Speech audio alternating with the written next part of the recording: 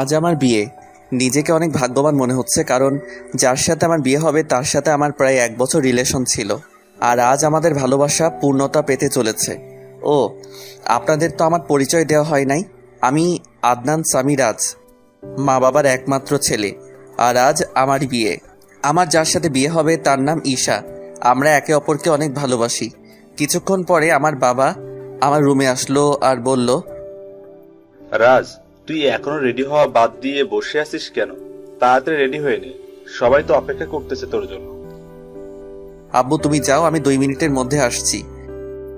তারপর আব্বু চলে গেল আর আমি রেডি হওয়ার জন্য ওয়াশরুমে গেলাম। কিছুক্ষণ পর রেডি হয়ে নিচে নামলাম। তখন আমার আম্মু আমার কাছে এসে বলল, বাহ, আমার ছেলেকে তো অনেক হ্যান্ডসাম লাগছে।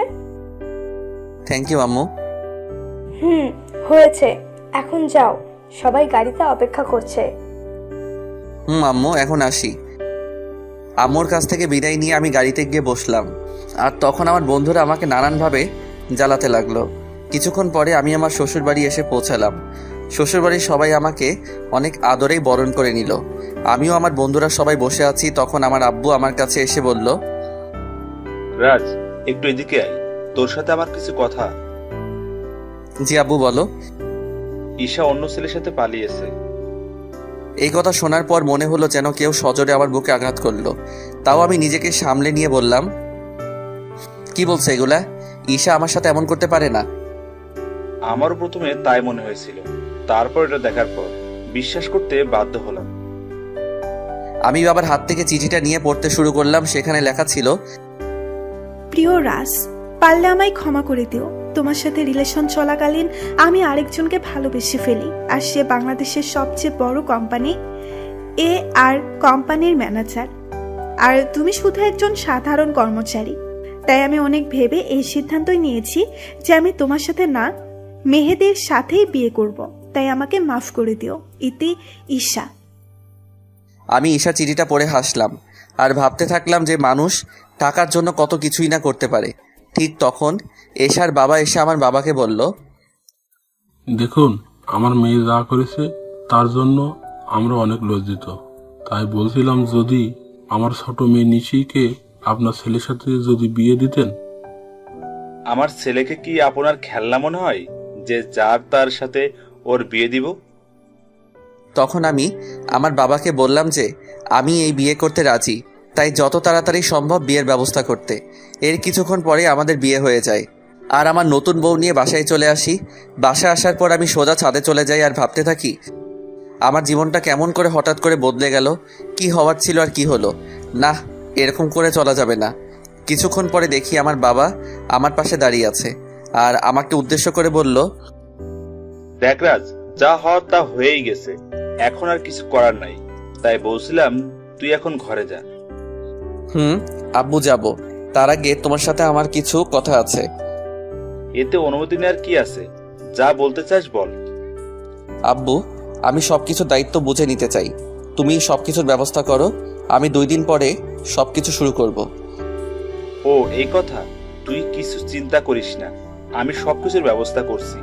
এখন তুই রুমে যা, বৌমা সেই অনেকক্ষণ ধরে অপেক্ষা করছে। তারপর আমি আমার রুমের দিকে এগোতে থাকি আর রুমের দরজার কাছে দাঁড়িয়ে ভাবতে থাকি ঢুকবো কি ঢুকবো না। তারপর কিছু না ভেবে ঢুকে পড়ি। আর ঢুকা মাত্র আমার শালিকা মানে আমার নতুন বউ আমায় সালাম করে। তখন আমি তাকে বলি, দেখো নিশি, তুমি তো জানো আমাদের বিয়েটা কিভাবে হয়েছে, তাই আমি চাই আগে আমরা একে অপরকে ভালোভাবে জানবো, তারপর নতুন জীবন শুরু করব। উত্তরে নিশি শুধু মাথা নাড়ালো। তাই বেশি কিছু না বলে নিশিকে বিছানায় আর আমি সোফায় শুয়ে পড়ি আর হারিয়ে যাই ঘুমের রাজ্যে। সকালে একটা মিষ্টি কণ্ঠে ঘুম ভাঙে। তখন আমি চোখ মেলে দেখি নিশি আমায় ডাকছে। আমি ওর দিকে তাকিয়ে নিজের চোখ সরাতে পারছি না, কারণ নিশি মাত্র শাওয়ার নিয়ে বের হলো আর ভেজা চুলে নিশিকে অসাধারণ লাগছে। তখন আবার নিশির কথাই বাস্তবে ফিরি। তাই আমি নিশিকে জিজ্ঞাসা করলাম, কি হয়েছে, এত ডাকছো কেন? নিচে সবাই নাস্তা করার জন্য ডাকছে, আপনাকে আর আমাকে। তাই। ও, তুমি একটু ওয়েট করো, আমি ফ্রেশ হয়ে আসছি। তারপর আমি ফ্রেশ হওয়ার জন্য ওয়াশরুমে যাই। আর যখন বের হই তখন নিশিকে দেখে ক্রাশ খাই, কারণ আমি বের হয়ে দেখি নিশি একটা নীল শাড়ি পরে আছে, তার সাথে হালকা সাজ। এমনিতেই আমার নীল কালার অনেক প্রিয়। আমি ভালো করে লক্ষ্য করে দেখলাম যে নিশি ভালোভাবে শাড়ি পরতে পারে নাই, কোনো রকম শুধু পেঁচিয়ে রেখেছে।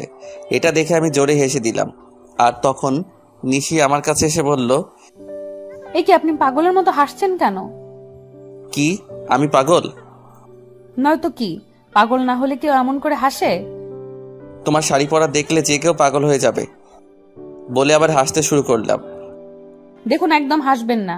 আমি শাড়ি পরতে পারি না, তাই বলে এইভাবে হাসতে হবে? ঠিক আছে, আর হাসবো না। তার আগে তুমি আমার কাছে আসো, তোমায় ভালো করে শাড়ি পরিয়ে দেই। আপনি শাড়ি পরাতে পারেন? পারি, দাঁড়াও তোমাকে পরিয়ে দেই। তারপর আমি নিশিকে শাড়ি পরিয়ে দেই, আর নিশি আমার দিকে অপলক তাকিয়ে আছে।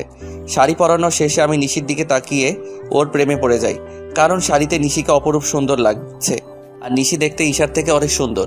আমি ওর দিকে তাকিয়ে আছি, এমন সময় নিশি আমাকে বলে, বাহ, আপনি তো দেখছি অনেক ভালো শাড়ি পরাতে পারেন। নিশ্চয়ই আপুকে পরানোর জন্য শিখেছেন। এটা বলে নিশি নিজে জিহ্বায় কামড় দেয়, কারণ সে ভুল কথা বলে ফেলেছে। আর ঈশার কথা শুনে আমার মন আবার খারাপ হয়ে যায়। তাই আমি নিশিকে বলি, চলো এখন নিচে যাওয়া যাক, সবাই আমাদের জন্য অপেক্ষা করছে। তারপর আমি আর নিশি নিচে যাই। তখন সবাই আমাদের দিকে অবাক হয়ে তাকিয়ে থাকে, কারণ আমিও একটা নীল শেরওয়ানি পরেছি। তারপর আমি আর নিশি খাওয়ার টেবিলে পাশাপাশি বসি। আর খাওয়ার এক পর্যায়ে আমি আব্বুকে বলি, আব্বু, আমি আমিয়ানের সাথে কথা বলে নিয়েছি, আর কাল সকালে আমি আর নিশি কয়েকদিনের জন্য ঢাকায় যাব। বুঝেছি।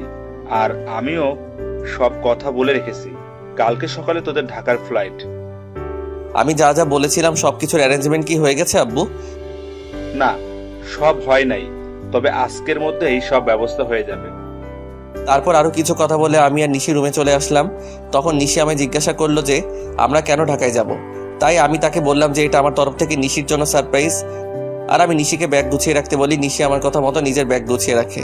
অন্যদিকে ঈশার মেহেদিও বিয়ে করেছে, আর তারা দুজনই অনেক খুশি। আর তখন মেহেদির ফোনে একটা কল আসে। হ্যালো, কে বলছেন? ও স্যার, আপনি কিছু দরকার আছে নাকি?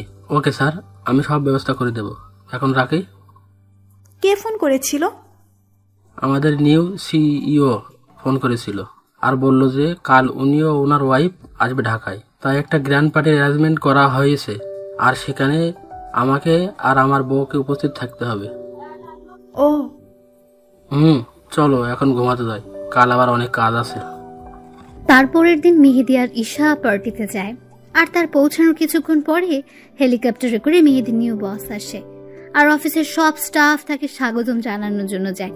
আর যখনই নতুন বস ও তার ওয়াইফ হেলিকপ্টার থেকে নিচে নামে, তখনই ঈশা প্রচন্ড রকম একটা শক খায়, কারণ মেহেদির কোম্পানির নতুন বস অন্য কেউ না, তার প্রাক্তন প্রেমিক রাজ এই কোম্পানির বস, আর তার ওয়াইফ হলো ঈশার আপন বোন নিশি। কিন্তু এটা কিভাবে সম্ভব? রাজ তো ঈশাকে বলেছিল সে যে একজন সাধারণ ঘরের ছেলে, কিন্তু সে এত বড় কোম্পানির মালিক হলো কিভাবে? তারপর আমি আর নিশি হেলিকপ্টার থেকে নেমে আসি, আর দেখি যে ঈশা আমাদের দিকে অবাক চোখে তাকিয়ে আছে। সে হয়তো ভাবছে আমি এখানে কেমন করে আসলাম, আর মালিকই বা কেমন করে হলাম, কারণ আমি ঈশাকে বলেছিলাম যে আমি একটা কোম্পানির সাধারণ একজন কর্মচারী। হেলিকপ্টার থেকে নামার পরে সবাই আমাকে আর নিশিকে নিয়ে ব্যস্ত হয়ে পড়ে।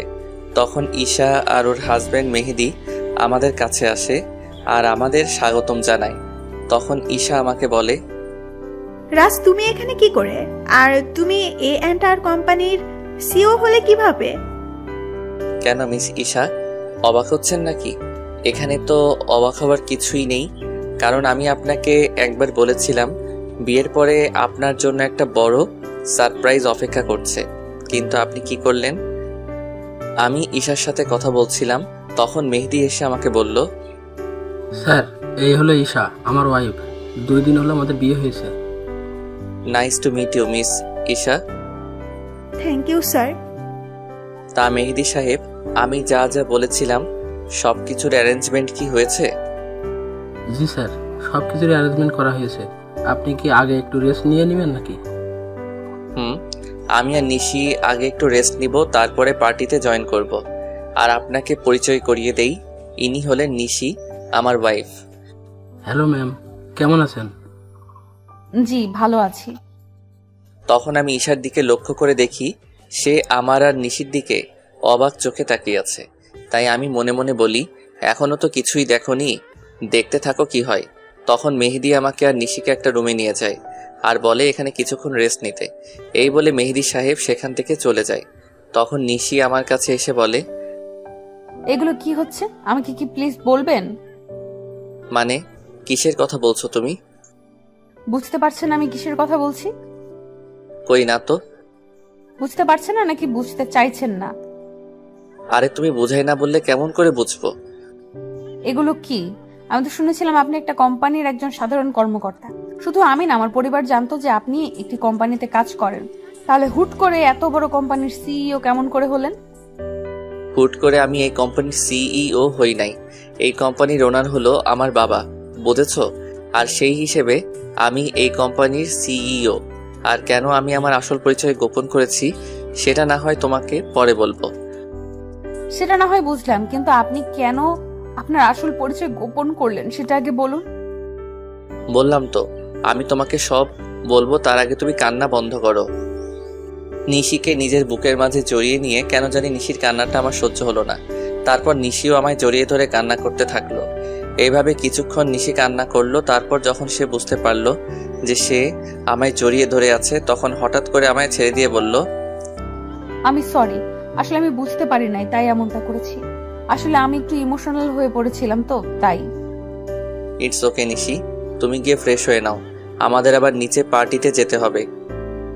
তারপর নিশি ওয়াশরুমে ফ্রেশ হতে চলে যায়। কিছুক্ষণ পরে নিশি বাহির হয়। তখন আমি ফ্রেশ হওয়ার জন্য ওয়াশরুমে প্রবেশ করি। আর বের হওয়া মাত্র নিশিকে দেখে টাসকি খাই, কারণ নিশিকে নীল শাড়িতে একদম অপসরীর মতো লাগছে, সাথে হালকা মেকআপ, যা দেখে যে কেউ নিশির প্রেমে পড়তে বাধ্য। আমাকে এভাবে তাকিয়ে থাকতে দেখে নিশি আমার চোখের সামনে তুড়ি বাজিয়ে জিজ্ঞেস করে, এই যে মিস্টার, এভাবে তাকিয়ে কি দেখছেন? একটা ডানা কাটা পড়ি। নিজের অজান্তেই বলে ফেলি। আর আমার কথায় নিশি বেশ লজ্জা পায়, যা ওর চেহারা দেখে বোঝা যাচ্ছে, কারণ নিশির চেহারা একদম লজ্জায় লাল হয়ে গেছে। তখন আমি বলি, থাক আর লজ্জা পেতে হবে না, এখন তাড়াতাড়ি রেডি হয়ে নাও তো। তখন নিশি আবার রেডি হতে থাকে। আর নিশি যখন লিপস্টিক তার ঠোঁটে দিতে যাবে, তখন আমি তাকে আটকিয়ে বলি যে, তোমাকে এমনি অনেক ভালো লাগছে, এসব লিপস্টিক আর কোনোদিন দিবা না, ওকে? নিশিও বাধ্য মেয়ের মতো মাথা নাড়ালো। কিছুক্ষণ পরে নিশি আমাকে জিজ্ঞাসা করে যে তাকে কেমন লাগছে। আর আমি তো নিশিকে দেখে ওর প্রায় প্রেমে পড়ে যাই, কারণ নিশিকে হালকা সাজে একদম পরীর মতো লাগছে। তাই আমি ওর কাছে গিয়ে বলি, সবই ঠিক আছে, শুধু একটা জিনিস ছাড়া। ও, আরে শুনবে তো কি জিনিস? না বললে শুনবো কেমন করে? তোমার গলায় কাজল দেওয়া হয়, তোমাকে কেউ যদি এইভাবে দেখে তাহলে সবার নজর লেগে যাবে তো, তাই না?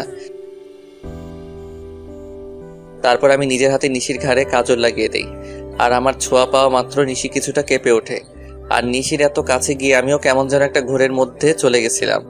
আর নিশিও কিছুটা আমার মতোই হয়ে গেছিল। তখন আমি নিশির মুখটা উপরের দিকে তুলে আমার ঠোঁট ওর ঠোঁটের দিকে এগিয়ে নিয়ে যাই। আর যখনই আমি নিজের ঠোঁট নিশির ঠোঁটের সাথে মেলাবো, তখনই কেউ একজন রুমের মধ্যে প্রবেশ করে। এতে করে নিশি আমার থেকে কিছুটা দূরে চলে যায়। আর আমাদের দুজনেরই ঘোরটা কেটে যায়। তাই তখন দেখার চেষ্টা করি যে কে এসেছে, আর তখনই দেখি ঈশা দাঁড়িয়ে আছে। এতে করে আমার রাগটা বেড়ে যায়। তাই আমি ঈশাকে গিয়ে বলি, আপনার কি একটু সাধারণ বুদ্ধিটুকু কি নেই যে একটা সদ্য বিবাহিত দম্পতির রুমে কোনো পারমিশন ছাড়া প্রবেশ করেছেন?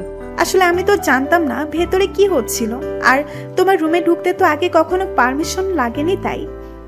ও প্লিজ, আগে কি হয়েছে না হয়েছে I just don't care, but now I am married, so next time knock করার রুমে ঢুকবেন, আন্ডারস্ট্যান্ড? Yes, I understand. কথাটা মনে থাকে যেন। আর কি জন্য এসেছেন সেটা কি জানতে পারি? আমি তোমার কাছে ক্ষমা চাইতে এসেছি, প্লিজ আমাকে মাফ করে দাও। আপনি কিসের জন্য ক্ষমা চাইছেন মিস ঈশা, সেটা কি জানতে পারি? তোমার সাথে করা অন্যায়গুলোর জন্য আমি ক্ষমা চাচ্ছি। আমি কিছু বলতে যাব, তখনই নিশি এসে বলে, আপু তুই যা করেছিস তা কত বড় অন্যায় সেটা কি তুই জানিস? জানি। তাহলে কোন মুখে তুই মাফ চাস সেটা আমাকে বল। নিশি বোন আমার, তুই আমাকে ভুল বুঝিস না। আমি তো আমার ভুল বুঝতে পেরেছি, তাই তো আমি ক্ষমা চাইতে এসেছি। আপনি কোনো অন্যায় করেন নাই মিস ঈশা, অন্যায় তো করেছি আমি। আপনার মতো একজন প্রতারককে ভালোবেসেছিলাম, এটার চেয়ে বড় অন্যায় আর কি হতে পারে সেটা বলুন তো? আমি আরও কিছু বলতে যাব তার আগে আমার ফোনে একটা কল আসে। আমি কলটা রিসিভ করে নিশিকে বলি যে তাড়াতাড়ি রেডি হয়ে নিতে। আর ফোনটা করেছিল মেহেদি, মানে ঈশার হাজবেন্ড। তারপর আমি ঈশাকে আমার রুম থেকে চলে যাওয়ার জন্য বলি।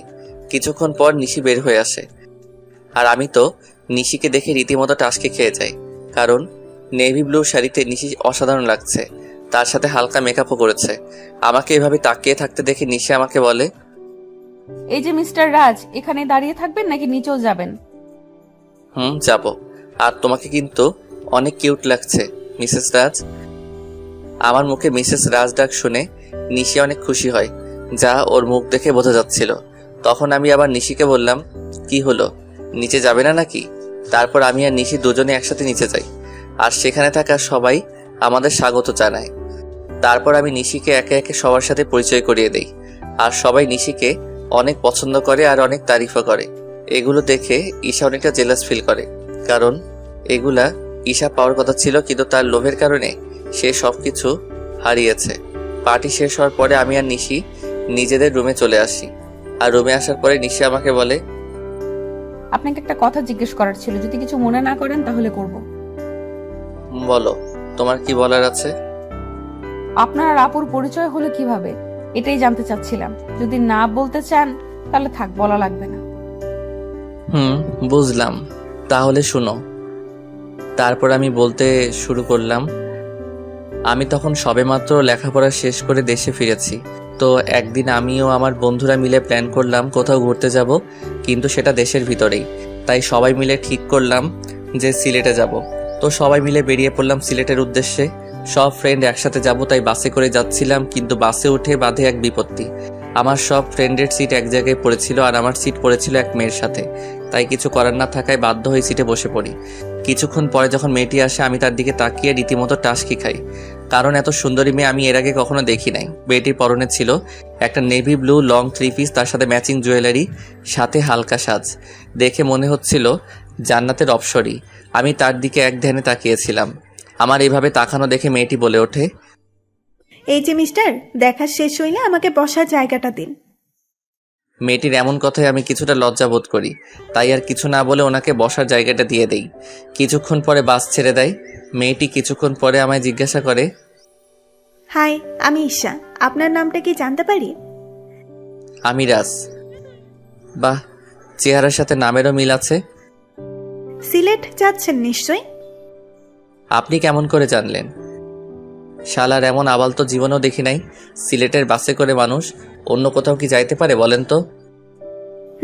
এটা আপনি বুঝবেন না মিস্টার। ও। হুম। তখন আমি তাকে বললাম যে আপনি কি একাই যাচ্ছেন নাকি? উত্তরে সে বলল, একা কেন যাব, আমার সাথে তো আপনি আছেন, তাই না? আপনি যদি চান তাহলে সত্যি যেতে পারি। কিছু বললেন? কই না তো। ও, আমি মনে করছিলাম হয়তো কিছু বললেন। না, আমি তো কিছুই বলি নাই। তা সিলেটে কোথায় যাচ্ছেন? এই তো ফ্রেন্ডের সাথে ঘুরতে যাইতেছি। আর আপনি? আমিও তো ফ্রেন্ডদের সাথেই যাচ্ছি। আপনি কি স্টুডেন্ট নাকি জব টপ করেন? আমি হলাম, না আসল পরিচয়টা দেওয়া যাবে না। আপনি হলেন কি? আমি একটা সফটওয়্যার কোম্পানিতে জব করি। ও। তারপর ঈশার সাথে আরো অনেক কথা হলো। তখন জানতে পারলাম সে অনার্স 2য় বর্ষের ছাত্রী। এইভাবে আমাদের পরিচয় হয়। তারপর পরিচয় থেকে ভালোবাসা। আমি আর ঈশা অনেক ভালো ফ্রেন্ড হয়ে গেছিলাম। আমরা সিলেট থেকে ফিরে এসেও একে অপরের সাথে যোগাযোগ করতাম। একদিন আমি ঈশাকে প্রপোজ করি, আর ঈশাও সেটা অ্যাকসেপ্ট করে, কিন্তু রিলেশনে থাকা অবস্থায়ও আমি আমার আসল পরিচয়টা ঈশাকে জানাইনি। আমি চেয়েছিলাম ঈশাকে একটা সারপ্রাইজ দিব, কিন্তু পরে যে আমি নিজেই সারপ্রাইজড হয়ে যাব এটা ভাবতে পারি নাই। কথাগুলো বলে নিজের অজান্তেই আমার চোখ দিয়ে পানি বের হয়ে গেছিল, সেটা বুঝতেই পারি নাই। আমি কিছুক্ষণ পরে নিশির দিকে লক্ষ্য করে দেখি সেও কান্না করছে। তখন আমি তাকে বলি, এ কি তুমি কান্না করছো কেন? আপনি আপুকে এতটা ভালোবাসতেন, আর আপু আপনার সাথে কি করলো? যা হওয়ার তা তো হয়েই গেছে, আর এখন তুমি আমার স্ত্রী, এটাই সত্যি। আর আমি চাই এই সম্পর্কটা ভালোভাবে নিতে। আমি চেষ্টা করব। তার আগে বলেন, আপনি আর কখনো আপুর কথা মনে করবেন না? কথা দিলাম। নিশি আমাকে এভাবে জড়িয়ে ধরবে আমি সেটা ভাবতেও পারি নাই। কেন যেন নিশির এভাবে জড়িয়ে ধরা আমার অনেক ভালোই লাগছে। এই যে মিস, এবার কি আমাকে ছাড়বেন? কথাটি বলা মাত্র নিশি আমাকে ছেড়ে দিল, আর নিশির মুখ একদম লজ্জায় লাল হয়ে আছে। তখন আমি নিশিকে আমার কোলের উপর বসিয়ে ওর চুলে বিলি কেটে দিতে দিতে বললাম, আমাকে ছেড়ে কখনো যাবে না তো? না, কখনোই না। তারপর আমি নিশির কপালে আলতো করে একটা চুমু খেলাম, আর আমার ঠোঁটের ছোঁয়া পাওয়া মাত্র নিশি কেঁপে উঠল। এখন যাও, ফ্রেশ হয়ে আসো। আজ এমনিতেও অনেক ধকল গেছে। আগামীকাল থেকে আমরা নতুন জীবন শুরু করব। তারপর নিশি ফ্রেশ হয়ে আসে, আর আমি নিশিকে জড়িয়ে ধরে শুয়ে পড়ি। এই কয়দিনে আমি নিশিকে অনেকটাই ভালোবেসে ফেলেছি। পরের দিন সকালবেলা নিশির আগে ঘুম ভেঙে যায়। আমি ঘুম থেকে উঠে যখন বসতে যাব তখন দেখি নিশি আমার বুকের মাঝে শুয়ে আছে, আর নিশির ঘুমন্ত চেহারাটা অনেক সুন্দর লাগছে। হয়তো সব মেয়েদের ঘুমন্ত চেহারা একরকম হয়, কিন্তু নিশির মতো কারো হয় না। তখন আমি খেয়াল করে দেখি নিশির মুখের উপর কিছুটা চুল এসে পড়েছে, যার কারণে তার ঘুমের সমস্যা হচ্ছে। তাই আমি নিশির মুখের উপর থেকে চুলগুলো সরিয়ে কানের সাথে গুজে দেই। তখনই আমার চোখ আটকে যায় নিশির গোলাপি ঠোঁটের উপর। আমি নিজের অজান্তেই নিশির ঠোঁটে চুমু দিয়ে বসি, আর তখনই নিশি জেগে যায়। আমাকে ওর এত কাছে দেখে নিশি কিছুটা ঘাবড়ে যায়, আর আমি ওকে কিস করেছি এটা বুঝতে পেরে নিশি লজ্জা পেয়ে আমার বুকের মাঝে মুখ লুকিয়ে ফেলে। তখন আমি নিশিকে বলি, এই কি হলো তোমার, আর এমন কেন করছো? আমার মনে হয় লজ্জা করে না।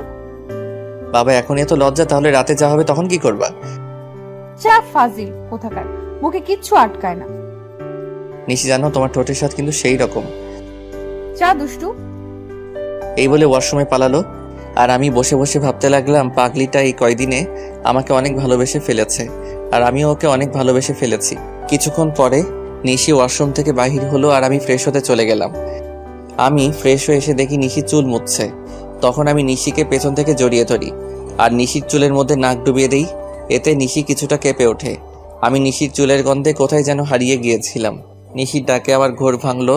নিশি আমাকে বলল, এই যে মিস্টার, অফিসে যাবেন না নাকি? এত সুন্দর বউ রেখে কিভাবে অফিস যাই বলো তো? তার চেয়ে বরং চলো তুমি আর আমি ঘুরতে যাই। সত্যি বলছেন? না, মিথ্যা বলছি। আমার কথা শুনে নিশির হাসি মাখা মুখ নিমিষে গায়েব হয়ে গেল। তখন আমি বললাম, থাকার ঢং করতে হবে না, তাড়াতাড়ি গিয়ে রেডি হয়ে আসুন। আপনি অনেক কিউট বলে আমাকে কিস করে এক দৌড়ে পালালো। আমি তখন মনে মনে বললাম, পাগলি একটা। কিছুক্ষণ পরে নিশি নেভি ব্লু শাড়ি পরে বের হলো, আর সাথে হালকা সাজ। এতে নিশিকে আরো বেশি সুন্দরী লাগছিল। তারপর নিশি আমার কাছে এসে বলে, চলুন, আমি রেডি। চলো। তারপর আমি ম্যানেজারকে ফোন দিয়ে আসতে বলি। ম্যানেজার মানে ঈশার হাজবেন্ড। কিছুক্ষণ পরে ঈশা ও তার হাজবেন্ড আসে, আর আমাকে বলে, স্যার, আপনি যা যা বলেছিলেন সব রেডি। ধন্যবাদ মেহেদি সাহেব। আরে, এতে ধন্যবাদ দেওয়ার কি আছে? মেহেদি সাহেব, আমি আপনাকে একটা জিনিস আনতে বলেছিলাম, সেটা কি এনেছেন? হ্যাঁ স্যার, এনেছি, এই নিন। আমার দিকে একটা প্যাকেট এগিয়ে দিয়ে তখন আমি নিশিকে ডাকিয়ে জিজ্ঞাসা করি, এটা কেমন হয়েছে? আপনাদের তো বলতেই ভুলে গিয়েছি, ওই প্যাকেটের মধ্যে একটা নেকলেস ছিল, যেটা আমি নিশির জন্য আনতে বলেছিলাম। Wow, it's so gorgeous. এবার পড়ুন দেখি। এটা আমার জন্য। এবার পড়ুন তো। না, আমাকে পরিয়ে দিন। তো কি আর করার, সবার সামনে আমি নিশিকে নেকলেসটা পরিয়ে দিলাম। পরানোর পর ঈশার দিকে তাকিয়ে দেখি সে কেমন করে যেন তাকিয়ে আছে নিশির দিকে। হয়তো সে এটা ভাবছে যে যা ওর পাওয়ার কথা ছিল সেটা তার ছোট বোন পাইতেছে। তারপর আমি আর নিশি ঘুরতে বাহির হলাম। সারাদিন ঘোরাঘুরি করে যখন নদীর ধারে গিয়ে বসলাম, তখন নিশি বলল যে সে ফুচকা খাবে। অনেক বোঝানোর পরেও কোনো লাভ হইল না, তাই তাকে ফুচকা খেতে নিয়ে গেলাম। আর আমি নিশির ফুচকা খাওয়া দেখে অবাক না হয়ে পারলাম না। মেয়েরা এত ফুচকা কিভাবে খেতে পারে সেটা আল্লাহই ভালো জানে। প্রায় অনেক রাত হয়ে যায় বাসায় ফিরতে। তারপর বাসায় ফিরে আমি ওয়াশরুমে চলে যাই ফ্রেশ হতে। আমি বের হওয়ার পরে নিশি ঢুকে। কিছুক্ষণ পরে নিশি বাহির হয়। তখন আমি নিশিকে গিয়ে পেছন থেকে জড়িয়ে ধরি আর বলি, সকালে কি বলেছিলাম মনে আছে? নিশি উত্তরে শুধু মাথা নাড়ালো। তাহলে শুরু করা যাক। আমি কি নিষেধ করেছি নাকি? আমি নিশির সাই পেয়ে ওকে কোলে তুলে নেই আর বিছানায় গিয়ে রাখি। তারপর আমি নিশির গলায় আস্তে করে কয়েকটা কিস করি। এতে নিশির নিঃশ্বাস আস্তে আস্তে ঘন হতে থাকে। তারপর আমরা দুজন হারিয়ে যাই ভালোবাসার অতলে। আর কিছু কমনার লজ্জা লাগে। পরের দিন সকালে নিশির ডাকে আমার ঘুম ভাঙে। নিশি মাত্র গোসল করে এসেছে আর ওকে দেখতেও অসাধারণ লাগছে। তাই আমি নিশিকে একটানে আমার বুকের উপর নিয়ে আসি। তখন নিশি বলে, সারা রাত দুষ্টুমি করেও হয় নাই, এখন আবার শুরু করেছেন? তাড়াতাড়ি রেডি হয়ে অফিস যান। ওকে বাবা, আমি যাইতেছি, তার আগে একটা কিস দাও। একটা দিলে যাবেন? যাব। তারপর নিশি আমাকে একটা কিস দেয় আর আমিও উঠে ফ্রেশ হয়ে অফিসে চলে যাই। কিছুদিন পরে আমি আর নিশি আমাদের বাসায় চলে আসি আর সেখান থেকে অফিস শুরু করি। খুনসুটি ভালোবাসায় আমাদের দিন খুব ভালোই চলছিল। দেখতে দেখতে আমার আর নিশির বিয়ের 3 মাস পার হয়ে গেছে। আর এই 3টা মাসের মধ্যে নিশি একদিনও আমার বুকে মাথা না দিয়ে ঘুমায় না। এই 3 মাসে আমরা দুজনকে অনেক বেশি ভালোবেসে ফেলি। সকালে আমি অফিসের জন্য রেডি হচ্ছিলাম, তখন নিশি এসে আমাকে পেছন থেকে জড়িয়ে ধরে আর বলে, আজ অফিস থেকে একটু তাড়াতাড়ি আসবেন কেমন? আজ আপনার জন্য একটা সারপ্রাইজ আছে। কি সারপ্রাইজ গো বউ? এখন বলা যাবে না, আগে অফিস থেকে ফিরুন, তারপর বলবো। ওকে, এবার আমার কাছে আসো তো, তোমায় একটু আদর করে নেই। সব সময় দুষ্টুমি, তাই না? না গো বউ, তুমি জানো না, তোমায় আদর না করে গেলে আমার দিন ভালো যায় না। তাই এখন আর কোনো কথা না বলে আমার কাছে আসো। তারপর নিশি আমার কাছে আসলো আর আমি নিশির ঠোঁট জোড়া আমার দখলে নিয়ে নিলাম। প্রায় 5 মিনিট পরে ছাড়লাম। তারপর আমি নিশিকে বললাম, আমি এখন আসি।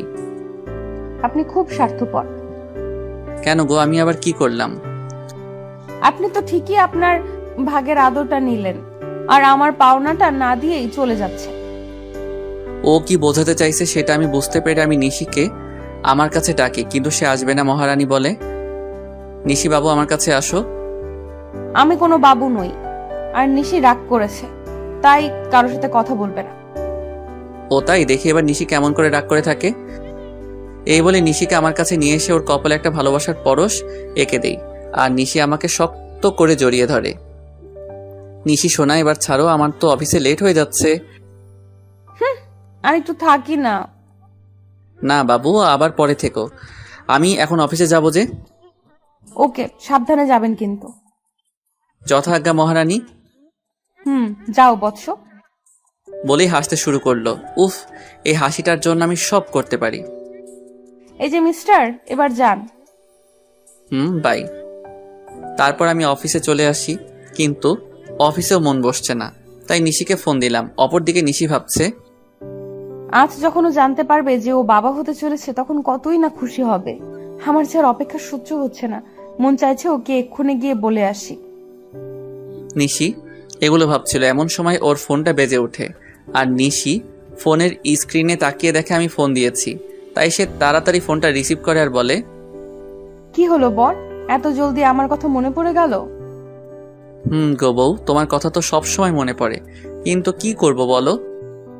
কিছুই করতে হবে না, আপনি শুধু আজ তাড়াতাড়ি বাসায় আসবেন, তাহলেই হবে। আর এখন কাজ করেন তো। ওকে আমার সুইট বউ, এখন রাখি। ওকে মিস্টার বর, বাই। নিশির সাথে কথা বলার পর আমি কিছু জরুরি কাজ সেরে ফেলি আর দেখতে দেখতে বিকাল হয়ে যায়। তাই আমি বাসায় যাওয়ার জন্য রেডি হয়ে নেই। আর তখনই অফিসের পিয়ন এসে আমাকে একটা পার্সেল দিয়ে যায় আর ওই পার্সেলটি খোলার পর আমার পায়ের তল থেকে মাটি সরে যায়। পার্সেলটিতে অনেকগুলো ছবি ছিল আর সবগুলো ছবি নিশি আর একটা ছেলের। ছবিতে নিশি ছেলেটার সাথে অনেক ঘনিষ্ঠ অবস্থায় আছে, যা দেখার পরে আমার চোখ দিয়ে অবাধ ধারায় পানি পড়ছে। শেষে কিনা নিশিও আমায় ধোকা দিল। আমি আর কিছু ভাবতে পারছিলাম না। তখনই নিশির ফোন আসে। অনিচ্ছা থাকা সত্ত্বেও আমি ফোনটা রিসিভ করি আর তখনই নিশি বলতে শুরু করলো, আপনি কখন বাসায় আসবেন? আজকে আপনার তাড়াতাড়ি আসার কথা, তাহলে এত লেট করছেন কেন? এখন আমি অনেক ব্যস্ত আছি, তাই আসতে লেট হবে। কিন্তু আপনি তো আমায় প্রমিস করেছিলেন যে আজ তাড়াতাড়ি বাসায় ফিরবেন। তুমি এত বেশি কথা বলছো কেন? বললাম না আমি ব্যস্ত আছি, তারপরও একই কথা বারবার বলে যাচ্ছ। অনেক রেগে আর জোরে কথাটা বললাম। এতে নিশি অনেকটাই ভয় পায়। অপর পাশ থেকে ফুপিয়ে কান্নার আওয়াজ আসছে। অন্য সময় হলে হয়তো আমি ওকে সান্ত্বনা দিতাম, কিন্তু এখন ওর কথা ভাবতেও আমার অসহ্য লাগছে। আচ্ছা ঠিক আছে, কিন্তু আরো কিছু বলতে যাবে তার আগে আমি ফোনটা কেটে দেই। ফোন রেখে আমি চেয়ারে বসে পড়ি আর তখনই আমার চোখ যায় ছবিগুলোর দিকে, কারণ ছবির অপর পাশে একটা নম্বর লেখা ছিল। তাই আমি ওই নম্বরে ফোন দেই আর ফোনটা রিসিভ করে একজন ছেলে। সে ফোনটি ধরে বলতে শুরু করে, আরে মিস্টার রাজ, এত তাড়াতাড়ি ফোন করলেন যে? কে আপনি, আর আমাকে কেমন করে চিনলেন? আমি কে সেটা না হয় দেখা করেই আপনাকে বলবো। আমি কোনো অচেনা লোকের সাথে দেখা করি না। আমি সেটা জানি মিস্টার রাজ, তাই তো বলছিলাম যদি ছবিগুলোর ব্যাপারে জানতে চান তাহলে আমার সাথে দেখা করুন। আমি কি করব বুঝতে পারছি না। আমাকে তো জানতেই হবে এই ছবির ছেলেটাকে, আর নিশির সাথেই বা তার কি সম্পর্ক। তাই আমি সেই লোকটির সাথে দেখা করার জন্য রাজি হয়ে যাই, আর সেই লোকটি আমাকে একটা ঠিকানা দেয়। তাই আমি দেরি না করে বেরিয়ে পড়ি, আর কিছুক্ষণের মধ্যে সেখানে পৌঁছে যাই। সেখানে পৌঁছানো মাত্র আমি লোকটিকে ফোন দিই, কিন্তু লোকটি ফোন ধরছে না। আমি বেশ কয়েকবার ফোন দিই, কিন্তু প্রতিবারই ব্যর্থ হই। আমি প্রায় ঘন্টাখানিক ধরে অপেক্ষা করছিলাম। তখন কেউ একজন বলে উঠল, অপেক্ষা করার জন্য ধন্যবাদ। আমি পিছনে তাকিয়ে দেখি লোকটি আর কেউ নয়, নিশির সাথে যার ছবি দেখেছিলাম এটিই সেই লোক। তবু আমি মাথা ঠান্ডা রাখার চেষ্টা করে বলি, আমাকে এখানে ডাকার কারণ কি, আর আপনি বা কে? আমি জাহিদ রহমান। আমি আর নিশি একে অপরকে অনেক ভালোবাসি, সেটা বলার জন্যই আপনাকে ডেকেছি। লোকটির কথা শুনে আমার মাথা গরম হয়ে গেল, তাই আমি রাগের মাথায় লোকটিকে মারতে শুরু করলাম। একসময় আমি একাই থেমে যাই আর তাকে বলি, আপনি যেটা বলছেন সেটা সত্যি? এটা আমি কিভাবে বিলিভ করব? সেজন্যই তো আমি আপনাকে ছবিগুলো পাঠিয়েছি, আর এখন বিলিভ করা আর না করা সেটা আপনার ব্যাপার। আমি কি বলবো কিছু ভেবে পাচ্ছিলাম না, কারণ ছবিতে নিশি আর সাজিদকেই দেখা যাচ্ছে। তাই আর কথা না বাড়িয়ে লোকটিকে বললাম, নিশি যদি আপনাকে ভালোবাসে তাহলে সে আমাকে কেন বিয়ে করলো? বিয়েটা কিভাবে হয়েছে সেটা আপনি নিশ্চয়ই জানেন রাজ। তাহলে নিশি কেন 3 মাস আমার সাথে থাকলো? সেটার কারণ আছে, আর কারণটা হলো আপনার সম্পত্তি। আর আপনারা যেদিন ঢাকায় যান সেদিন আমার আর নিশির পালানোর কথা ছিল, কিন্তু যখন আমরা জানতে পারলাম যে আপনি একজন স্বনামধন্য ব্যবসায়ী, তখন আমি আর নিশি আপনার সম্পত্তি হাতিয়ে নেওয়ার প্ল্যান বানাই। লোকটির কথা শুনে আমার কষ্টের মাত্রাটা আরো বেড়ে গেল, কারণ প্রথমে টাকার জন্য ঈশা আমার সাথে বেইমানি করলো, আর এখন আমি যাকে সবচেয়ে বেশি ভালোবাসি সেও আমার সাথে।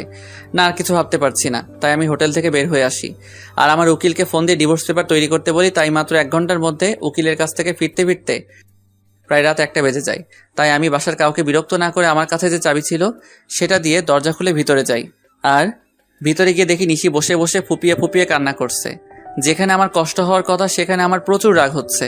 তখন আমি নিশির কাছে গিয়ে বলি, বাহ, অভিনয় তো খুব ভালোই করতে জানো দেখছি। আমার এরকম আচমকা কথা শুনে নিশি কিছুটা ভয় পেয়ে যায়।